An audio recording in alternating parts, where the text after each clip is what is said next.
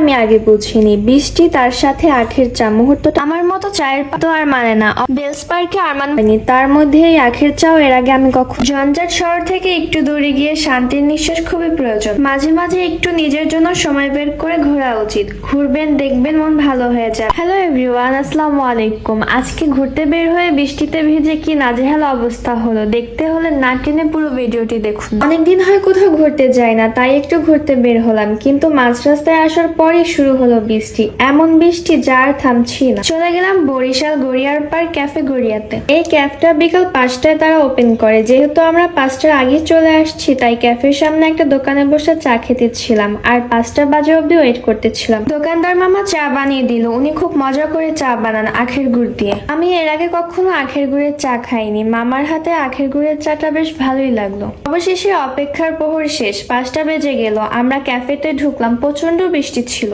শখ করে একটা জায়গায় ঘুরতে আসার পরে যদি হঠাৎ করে বৃষ্টি হয় তখন কেমন লাগে বলুন তো।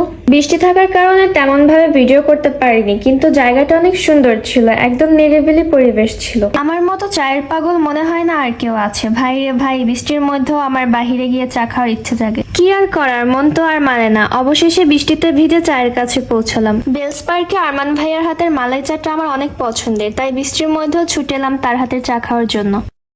এখানে অনেক মানুষের ভিড় থাকে। আজকে বৃষ্টির জন্য মানুষ খুবই কম ছিল। সন্ধ্যার পরে এই জায়গাটা লাইটিং এর জন্য আরো বেশি সুন্দর লাগে। সন্ধ্যা পর্যন্ত থাকতে পারবো না বলে তোমাদেরকে দেখাতে পারলাম না। নেক্সট আসলে তোমাদেরকে রাতের ক্যাফেটা দেখাবো। তো আজকের ভিডিওটা কেমন লাগলো কমেন্ট করে জানাবেন। সবাই বেশি বেশি করে ঘুরতে যাবেন আর সবাই লাইক কমেন্ট করে আমার পাশে থাকবেন। ভালো থাকেন সবাই। I love you.